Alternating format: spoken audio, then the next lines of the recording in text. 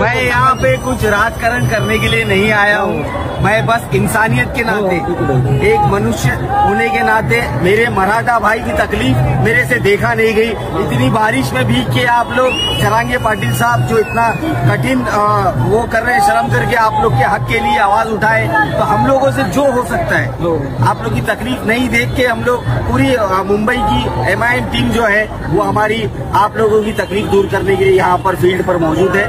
उसके तहत हम लोग हमारी ताकत के हिसाब से, मैं फारूक शाब्दी मुंबई का MIM का अध्यक्ष के नाते यह ऐलान करता हूँ कि मेरे मराठा भाइयों के लिए दिन हो या रात हो, आप मेरे को नहीं भी बुलाएंगे तो मैं आपके लिए खड़ा रहूंगा और हमारे से जो होगा। फारूक शाब्दी आज मुंबईमध्ये होणाऱ्या मराठा आरक्षणासाठी मुंबईतील व महाराष्ट्रातील तमाम मुस्लिम समाज हा मोठा भाऊ म्हणून आज आमच्या पाठीमागे उभा टाकलेला आहे। याच्याबद्दल आम्हाला आमच्या मुस्लिम बांधवाचा, आमच्या भावाचा मनापासून गर्व आणि अभिमान आहे। याचं मी स्वागत करतो मुस्लिम बांधवाचं, कारण आतापर्यंत अनेक लोकांनी हिंदू मुस्लिम जातीय दंगली घडवण्यासाठी याचा वापर केलेला आहे।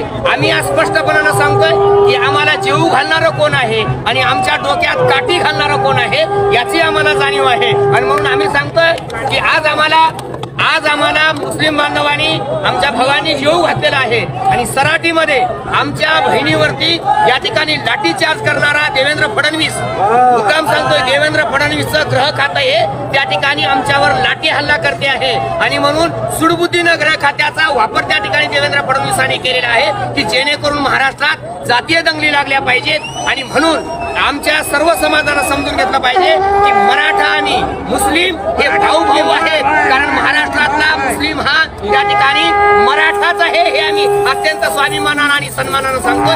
कारण छत्रपती शिवाजी महाराजांच्या काळात पण मुस्लिम त्या ठिकाणी मराठा समाजाच्या बाजूने लढत होते, ती न्यायाची आणि हक्काची लढाई होती। आता सुद्धा त्या ठिकाणी हा मुसलमान भाऊ आमच्या पाठीमागे उभा टाकतो आहे। याचा निश्चितच केवळ आरक्षणापुरता हा विषय नाही, कारण याच्यामुळं महाराष्ट्रातलं सामाजिक एकात्मता आणि एकतेचं जे वातावरण आहे ते सुद्धा याच्यामुळे मजबूत होणार आहे। आमच्या या लोकशाहीला सुरुंग लावण्याचं काम या 2-3% लोकांकडून जे होत आहे त्याचा मनसुबा आम्ही नक्की उधळून लावू याची आम्हाला खात्री आहे, कारण या देशातली लोकशाही नष्ट करण्याचं काम या लोकांना करायचंय। आज इथं आम्हाला चित्र दिसतंय की प्रस्थापित मीडिया म्हणून जो सांगतो आहे तो इलेक्ट्रॉनिक्स मीडिया असेल, प्रिंट मीडिया असेल, हा मीडिया इथं येत नाही। याच्या पाठीमागचं कारण कोणतं आहे? मंत्र्याच्या घरी कुत्रं मेलं तर जो मीडिया जातो तो मीडिया एवढा मोठा कोटीनं समाज उभा टाकल्यावर येत नाही। याचा अर्थ मीडिया विकल्या गेलेला आहे।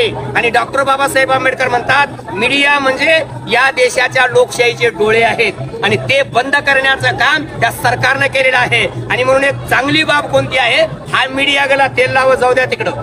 आमचा हा सोशल मीडिया जे काम करताय ना, या सोशल मीडियाचा आम्ही मनापासून आभार मानतो आहे, कारण तुम्ही जर ठरवलं तर काय बी होऊ शकताय, कारण त्यांनी खोटं विकलंय, आपण खरं विकतो आहोत आणि खरं सांगत आहोत। म्हणून तुमच्या सर्व सोशल मीडियाचं आम्ही समाजाच्या वतीनं, राष्ट्राच्या वतीनं मनापासून त्या ठिकाणी आपल्या सर्वांचं अभिनंदन करतोय। जास्तीत जास्त लोकांपर्यंत हे राष्ट्रीय एकात्मतेचे विचार पोहोचण्याचं काम आपण सर्वांनी केला, त्याबद्दल मनापासून या ठिकाणी मला आनंद वाटतोय।